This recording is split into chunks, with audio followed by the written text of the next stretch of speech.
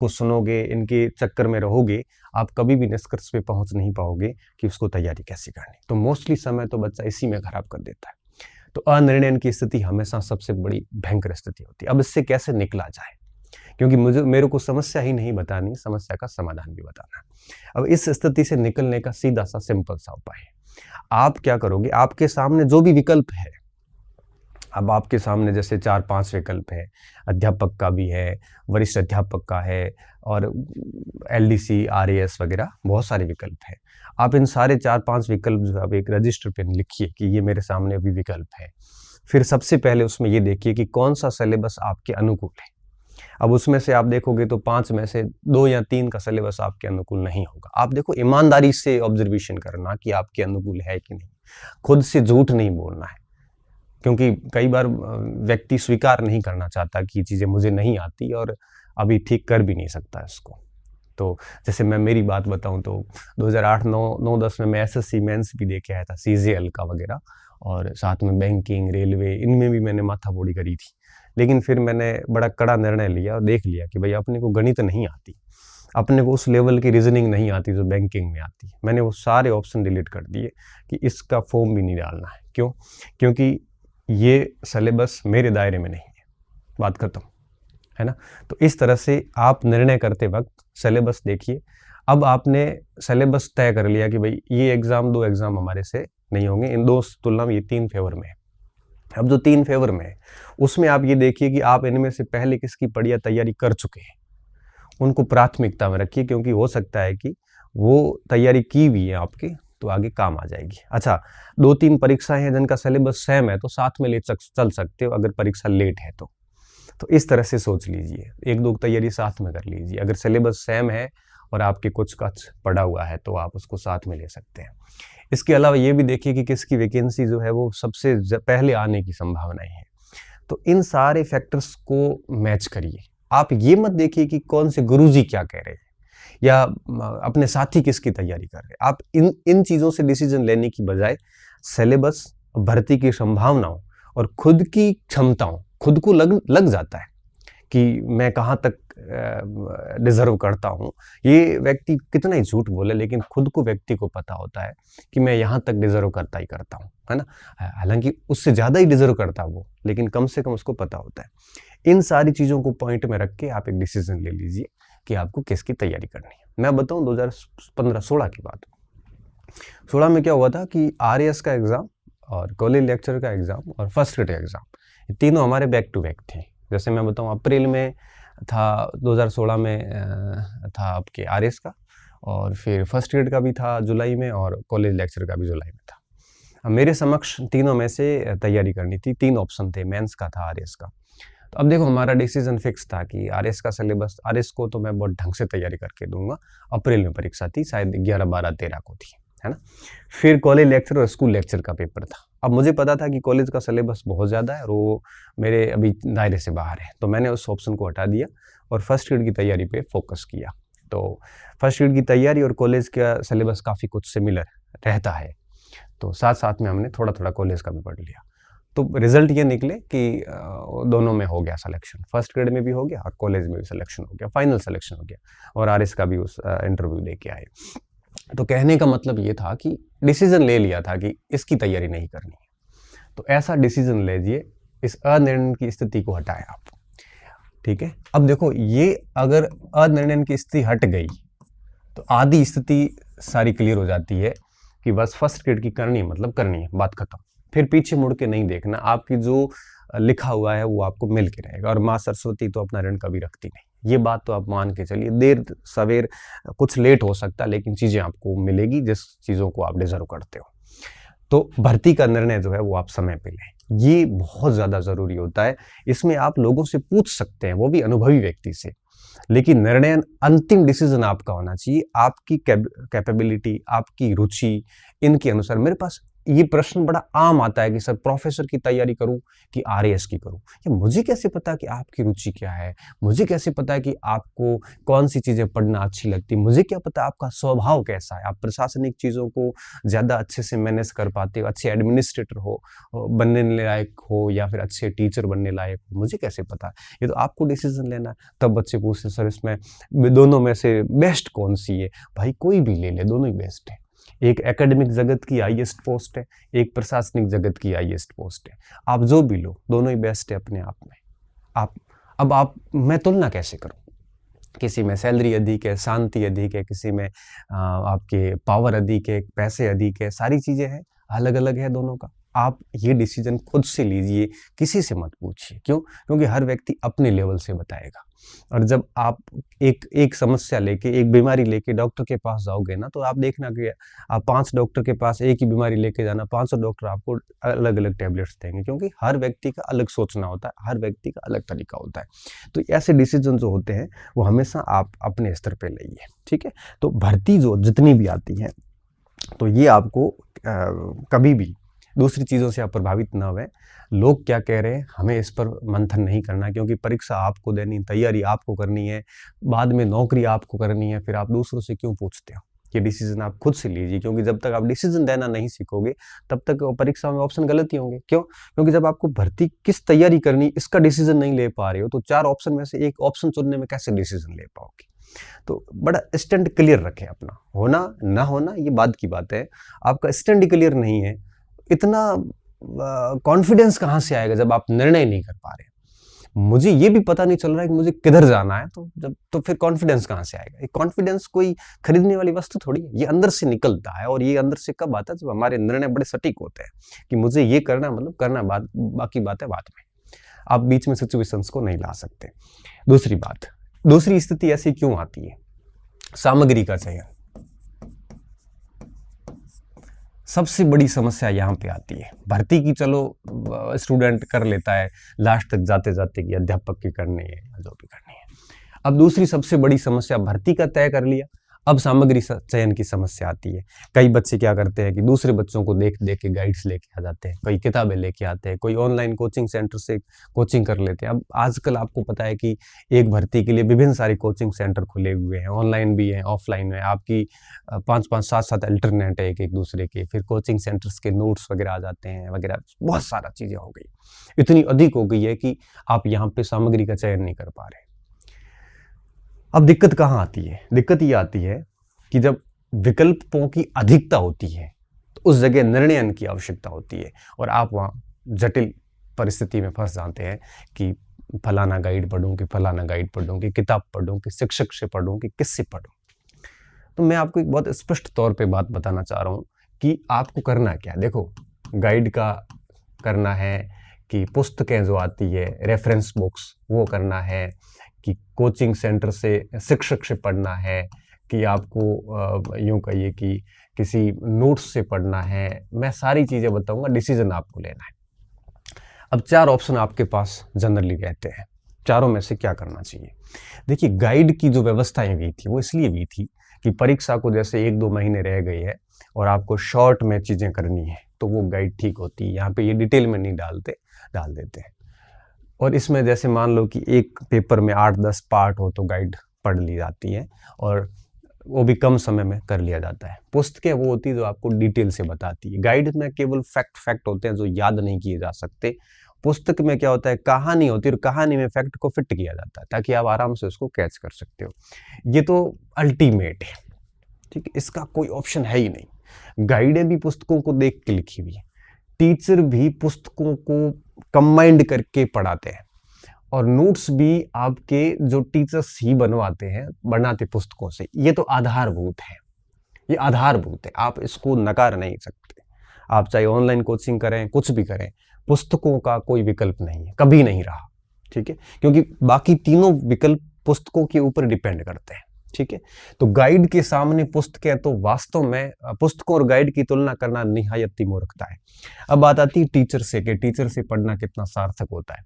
अब देखो, टीचर क्या करता है, शिक्षक पुस्तकों को ही आप तक पहुंचाता है, लेकिन दो चीजें अलग करता है। अलग ये करता है, एक पुस्तकों के अंदर क्या पढ़ना और क्या छोड़ना, ये बड़ा महत्वपूर्ण बिंदु रहता है। और बच्चा इतना समझदार नहीं होता, इतना मैच्योर नहीं होता कि वो ये तय कर पाए कि इसमें ये चीज़ें छोड़ने वाली, ये चीज़ें पढ़ने वाली, क्योंकि सारी किताबें तो याद नहीं होती। फर्स्ट ग्रेड जैसे में 10-10, 12-12 किताबें लग जाती है, सारा कुछ याद करना संभव भी नहीं होता। किताबें, पुस्तकें जो है वो टाइम टेकिंग होती है। आप मान के चलिए, अगर आप फर्स्ट ग्रेड में हिस्ट्री की बात करूं और आप पुस्तकें लेके बैठते हैं, तो आप मान के चलिए कि आपको 1-1.5 साल तक आराम से हिस्ट्री तैयार करने में लग जाएंगे। एक प्राचीन पढ़नी, एक मध्य पढ़नी, एक आधुनिक पढ़नी, एक वर्ल्ड की पढ़नी, एक राजस्थान की पढ़नी, ये 5 किताबें तो मिनिमम पढ़नी पड़ेगी। और एक बार पढ़ने से कहाँ काम चलता है, किताब को कम से कम 4 से 5 बार पढ़ते हैं, तब जाके चीज़ें याद होती है।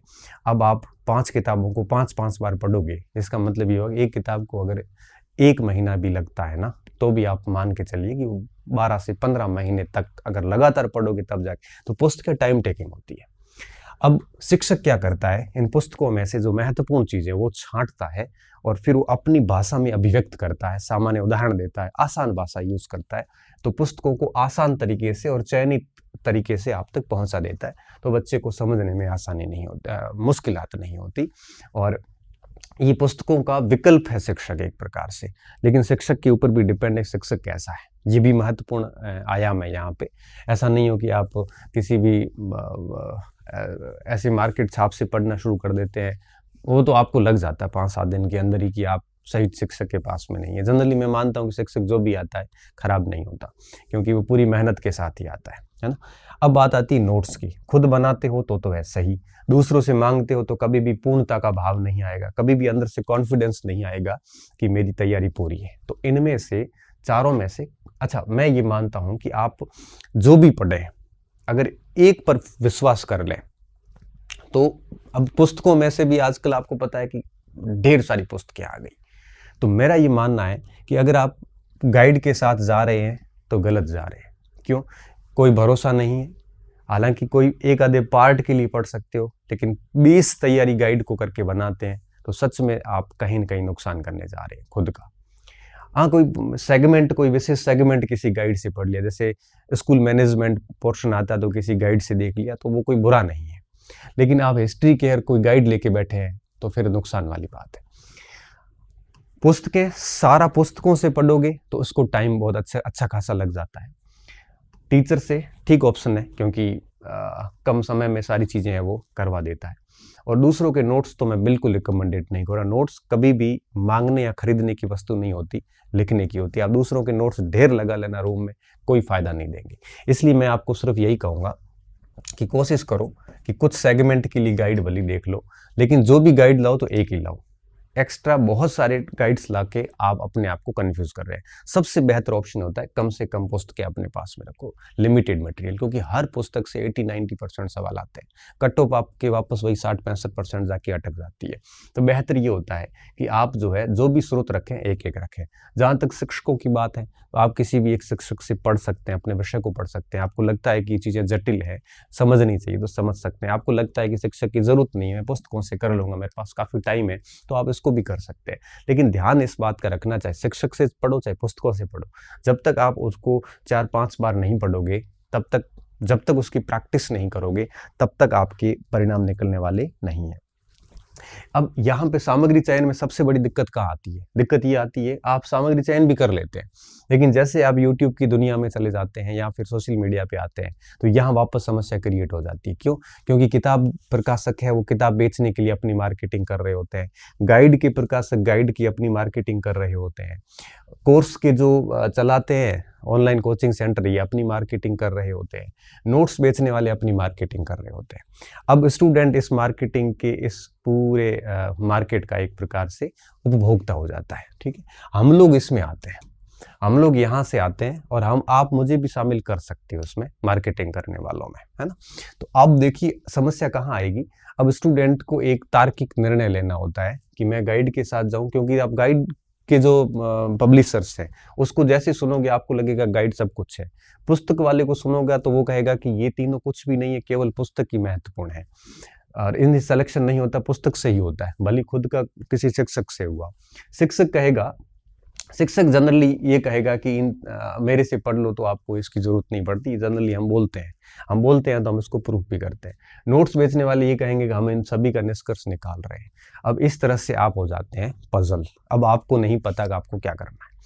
कहीं आप ये सोचने लगते हैं कि कहीं मैंने इन लोगों की बात को गौर नहीं किया, आत्मसात नहीं किया, तो मैं पीछे रह जाऊंगा।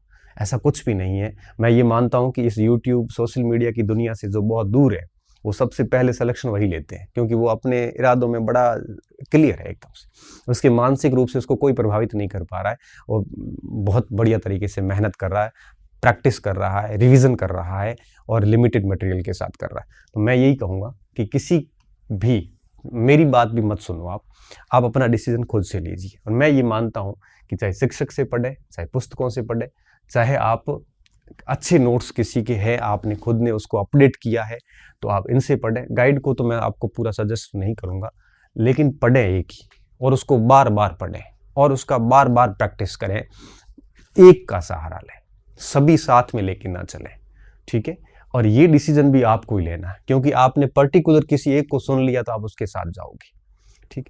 तो आपको यहाँ पे सामग्री चयन में पूरी सावधानी रखनी है, क्योंकि आपको सब उपभोक्ता समझते हैं और ऐसी स्थिति में आप कहीं पर भी भ्रमित हो सकते हैं और डिसीजन आपका पूरा का पूरा बिगड़ सकता है, ठीक है। तो एक सामग्री चयन में यहाँ अनिर्णय की स्थिति दूर करें। फिर जैसे सामग्री चयन हो जाता है, सामग्री चयन होने के बाद में अब आपने सामग्री चयन कर लिया, परीक्षा की वो देख लिया, अब आप पाठ्यक्रम प्रिंट करें, ठीक है। पाठ्यक्रम प्रिंट कर लें, पाठ्यक्रम अपने हाथ में रखें और फिर उसको 3 चरणों में चलने दें। सबसे पहला होता है पाठ्यक्रम को पूर्ण किया जाए एक बार। हम गलती कहाँ करते हैं? हम गलती ये करते हैं कि कई बार जो हमारे आसान सरल बिंदु है वो हम छोड़ देते हैं कि इसका तो क्या है, कर लूंगा, बाद में कर लूंगा।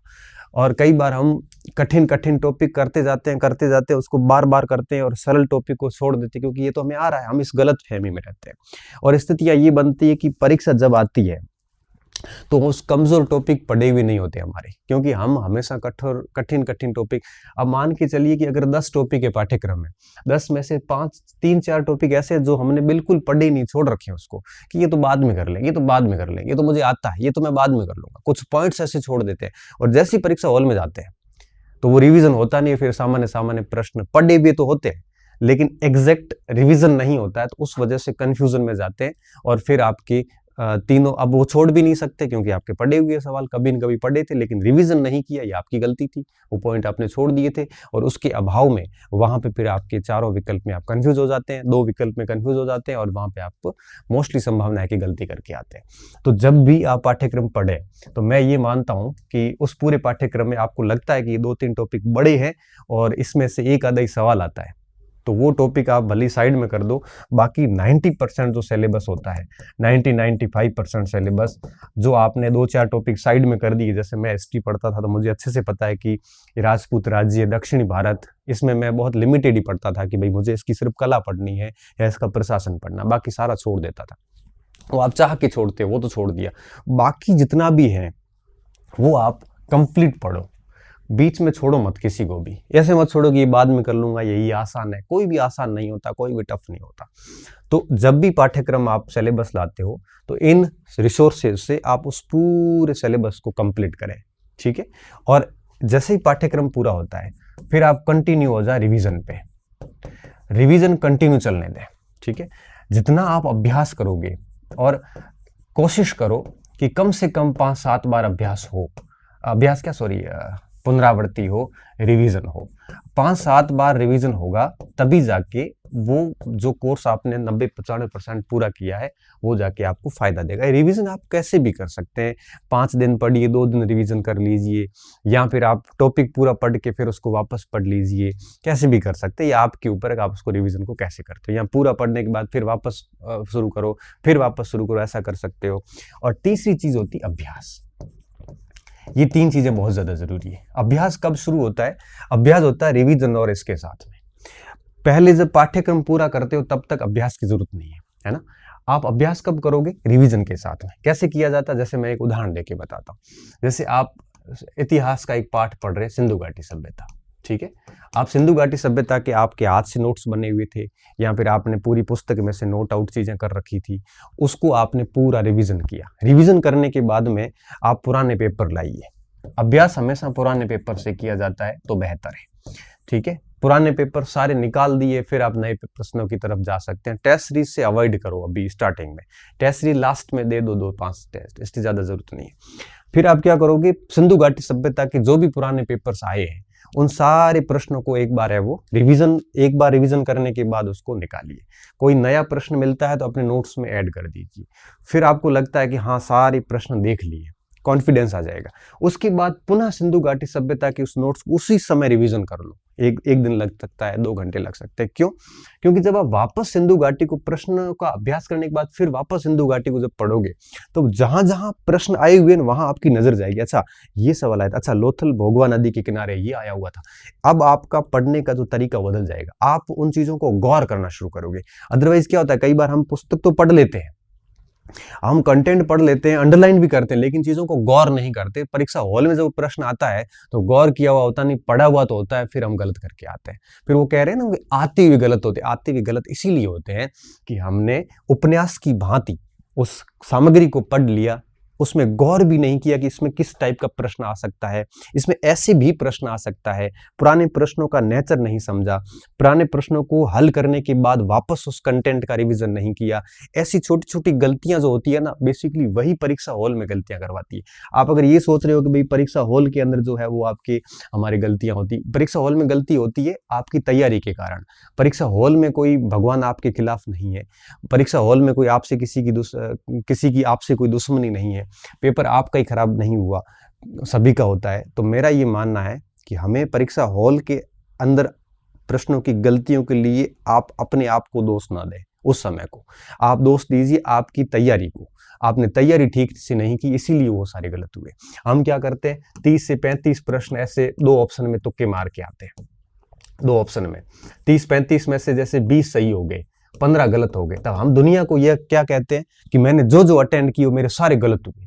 अच्छा 15 गलत हो गए और 20 सही हुए, उसके बारे में किसी को नहीं बताएगा। फिर वो क्या कहेगा कि जो 20 सही हुए हैं ना, ये तो मुझे आते थे। अच्छा, जो 2 ऑप्शन में कंफ्यूजन में थे, मैं बहुत विश्वास के साथ कह सकता हूं जब 100 प्रश्न परीक्षा में आते हैं, एग्जैक्ट हर स्टूडेंट को 50 से ज्यादा नहीं आते, 50-60 एग्जैक्ट आते हैं, तो सीधे टिक करते हैं। पीछे 40 प्रश्नों में से 10 छोड़ने जैसे होते हैं, 30 प्रश्न ऐसे होते हैं जिसमें डबल डिप में विद्यार्थी होता है कि 2 प्रश्न 2 ऑप्शन में रहता है, कंफ्यूजन में रहता है। वो 30 के 30 जब करता है तो उसमें से मान लो उसके 10 या 12 सही हो गए तो 18 गलत हो गए।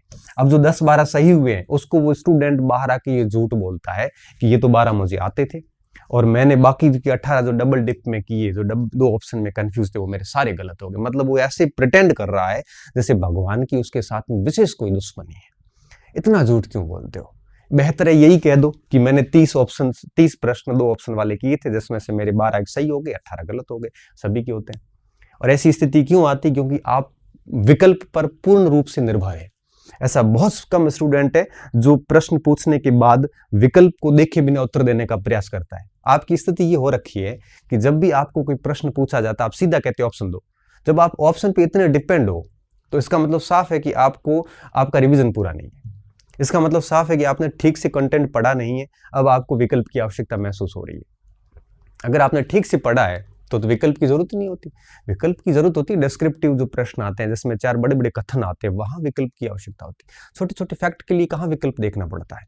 तो आपने तैयारी के लेवल पर ही गलतियां करी है, उसी वजह से उसका परिणाम आपको परीक्षा हॉल में देखने को मिलता है।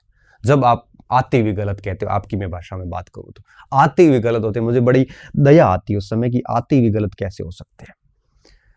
तो आप इस जगह सुधारिए, अपने आप को विकल्प पर निर्भर मन ना रखें। और अगर आप 5-7 बार अच्छे से रिवीजन करते हैं, ढंग से प्रैक्टिस करते हैं, किसी टेस्ट सीरीज की जरूरत नहीं होती। टेस्ट सीरीज का फॉर्मेट अब आया और बड़ा गंदे तरीके से आया। अब स्थिति ये बनी हुई है कि टेस्ट सीरीज का लेवल और परीक्षा एजेंसियों का लेवल मैच नहीं करता। टेस्ट सीरीज वाले यूं ही उलूल जुलूल सवाल बना देते हैं। टफ टफ अंदर से निकालते हैं, सरल सरल छोड़ देते हैं, हम फिर वो इसी अनुरूप पढ़ना शुरू करते हैं और एग्जाम हॉल में जाके कहीं न कहीं मात खा के आते हैं। ये टेस्ट सीरीज पहले हमने तो कभी जिंदगी में नहीं दी, तो बेहतर ये होता है कि पुराने प्रश्नों का ढंग से अभ्यास कीजिए और परीक्षा में जाने से पहले 10, 15, 20 दिन, महीना पहले 2-4 टेस्ट दे दो, आपका टाइम मैनेजमेंट का पता चल जाएगा। बाकी टेस्ट सीरीज का कोई रेलेवेंस नहीं रहा वर्तमान में, हकीकत की बात मैं यही बता रहा हूँ। यार एक कोचिंग सेंटर वाला 40-40 टेस्ट लेता है, इतने प्रश्न बनाएगा कहाँ से? फिर वही प्रश्नों का लेवल नहीं रहता, फिर वही फालतू प्रश्न पूछ लेते हैं, वो इमर्जिंग प्रश्न पूछ लेते हैं जिसका कोई सेंस नहीं होता। हम फिर उस अनुरूप तैयारी करना शुरू कर देते हैं, फिर वो टेस्ट सीरीज का शेड्यूल अलग चलता है, आपका तैयारी का शेड्यूल अलग चलता है, फिर मैच नहीं कर पाते, फिर नंबर कम आते हैं, फिर आप टेंशन में आते हो, फिर फालतू आपका अवसाद वगैरह बहुत सारी चीज़ें जो समस्या का कारण बनती है। तो आप अभ्यास कीजिए पुराने पेपर से, बढ़िया तरीके से कीजिए, 4 किताबें लाइए भले पुराने पेपर्स की, सारे प्रश्नों को निकालिए। और वो कब करना है? रिवीजन के साथ। पहले कोर्स पूरा करना पड़ता है, वो बाद में ये सारी ये चीजें साथ में चलती है। रिवीजन एक टॉपिक का किया, फिर उसके सारे प्रश्न निकाल के फिर वापस उसी टॉपिक को फिर देखा जाए, तब आप देखना दूसरी बार जब उस टॉपिक का रिवीजन कर रहे होते हैं प्रश्नों के बाद, तब आपकी शैली बदल जाती है। ये चीजें करोगे तब जाके आपके दिक्कत नहीं आएगी। तो पहली गलती कैसे सुधारनी है मैंने बता दिया। फिर सामग्री का चयन आपको सुधारना है। ये दुनिया, सोशल मीडिया की दुनिया से दूर रह के खुद से डिसीजन लीजिए। और फिर तीसरा आता है पाठ्यक्रम को प्रिंट कीजिए, बढ़िया सा कंटेंट सामग्री का चयन कीजिए, फिर उसको अच्छे से पूरा कीजिए, शॉर्ट नोट्स बना सकते हो तो बनाइए, और फिर 5-7 बार रिवीजन और साथ में अभ्यास, ये चलते रहो आप ऐसे। इस दौरान आप ये मत पूछो परीक्षाएं कब होगी, भर्तियां कब आएगी, कट ऑफ क्या रहेगी, ये अननेसेसरी प्रश्न होते हैं। और ये तीसरा पॉइंट करने के बाद में फिर जो चौथा बिंदु आता है विद्यार्थियों, वो आता है एग्जाम हॉल में फिर क्या करना होता है। ठीक है, अब एग्जाम हॉल की स्थिति आती सबसे लास्ट में जाके, अब परीक्षा हॉल। ठीक है, और मैं ये मानता हूं कि अगर आपने पहले के जो 3 कदम है ये ठीक तरीके से किए हैं तो यहां पे गलती नहीं होती। यहां पे फिर क्या गलती हो सकती है कि प्रश्न को 3 बार 2 बार पढ़िए, प्रश्न पढ़ने में जल्दबाजी मत करिए, नहीं पूछा है कि हाँ पूछा है उसके ऊपर घेरा कर दिया जाए, फिर ऑप्शन करते हो तो प्रश्न के ऑप्शन को एलिमिनेट करें, डी एलिमिनेट करें, फिर कहें कि भाई ये उत्तर निकलेगा, बिना ऑप्शन देखे उत्तर निकालने की कोशिश कीजिए, समय का ख्याल रखिए। ये बातें तो ठीक है, ये सबसे लास्ट में काम आती है, और इन 3 लेवल पे ढंग से काम हुआ है तो यहाँ पे समस्या नहीं आती है। ठीक है, तो ये बातें अगर आप ध्यान रखोगे तो निश्चित तौर पे बिल्कुल दिक्कत नहीं आएगी। मैं अल्टीमेटली लास्ट में यही कहूँगा कि अच्छा सा निर्णय लें। आप कह रहे हो कि मैं बेरोजगार हूँ, सीधी फर्स्ट ग्रेड की कैसे करूँ? कोई फर्क नहीं पड़ता, सीधी फर्स्ट ग्रेड भी खूब बच्चे बने हैं, हम लोग बने ही थे, हम सेकंड ग्रेड से सीधी फर्स्ट ग्रेड, मैंने अध्यापक की परीक्षा कभी नहीं दी। आप कहोगे कि सर हम बाकी मेरे दोस्त गाइड से पढ़ रहे हैं, तो कोई बात नहीं, आप अपने स्तर पे पढ़िए, आपको क्या पसंद है। कईयों को गाइड अच्छी नहीं लगती, कई आप कहोगे सर पुस्तक में टाइम लग रहा है, कोई बात नहीं, टाइम तो लगेगा, एक विषय अच्छा करने में समय तो लगता ही है, आप घास काट ही नहीं सकते। इनमें से कोई अच्छा सा डिसीजन ले लीजिए, फिर डिसीजन अपने अनुसार लीजिए। किसी को पुस्तकें पसंद है, किसी को टीचर से पढ़ना पसंद है, किसी को नोट्स पसंद है, तो आप किसी और के अनुरूप डिसीजन ना ले, अपने अनुरूप ले। ठीक है, मैं मानता हूं कि किसी भी साथ जाओगे सिलेक्शन वैसे ही हो जाता है। अब किसी के साथ भी जाओगे 70, 80%, 90% सवाल आ जाते हैं। किसी एक को फॉलो कीजिए, बाकी सभी में हाथ मत डालिए। कई बार मैं देखता हूँ ऑनलाइन कोचिंग से भी पढ़ रहे हैं बच्चे, फिर किताबें और ले आ रहे हैं, फिर क्या मतलब है ऑनलाइन कोचिंग का? किताबें लाते, कोचिंग के पैसे क्यों खराब किए? और फिर पाठ्यक्रम को प्रिंट करवा के घर लेके आए, और उसके बाद में सामग्री का चयन करके टॉपिक सहित लिस्ट बना दें, और उसके बाद में पूरे सिलेबस को पूरा करें। कौन से टॉपिक छोड़ने हैं वो साइड में नाम लिख लो, पूरा सिलेबस तैयार कीजिए। 6, 7, 8 महीने का अच्छे से समय लगेगा। और उसके बाद में रिवीजन प्रैक्टिस 5-7 बार अगर ये रजिस्टर घूम गए, फिर देखना कि आप कभी ये शिकायत नहीं करोगे कि आते हुए गलत हो गए, या फिर मैंने जो तैयारी की उसके अनुरूप परफॉर्मेंस नहीं आई। देखो, आप कितना भी तेज भागोगे, मंजिल तब तक नहीं आएगी जब तक रास्ता सही नहीं होगा। आप कितनी भी मेहनत कर लो, अगर आपका डायरेक्शन सही नहीं है, आपका तरीका सही नहीं है, तो आप सफल नहीं हो पाओगे, भले 18 घंटे मेहनत कर लो। और अगर आप स्मार्ट तरीके से काम करते हैं, इस तरीके से काम करते हैं, तो 5-6 घंटे भी रेगुलर पढ़ते हैं, तो भी आप अपना काम है वो कर लोगे, ये तय बात है। तो इन दोनों प्रश्नों का उत्तर लेने की मैंने कोशिश करी है। उम्मीद कर रहा हूँ कि ये वीडियो आपके सत्र आपके काम आएगा। ठीक से सुनना, इसको फॉलो करने का प्रयास करना, है ना, और बाकी बातें फिर बाद में कभी करेंगे। बहुत बहुत धन्यवाद विद्यार्थियों, अच्छे रहिए, मस्त रहिए और पढ़ते रहिए।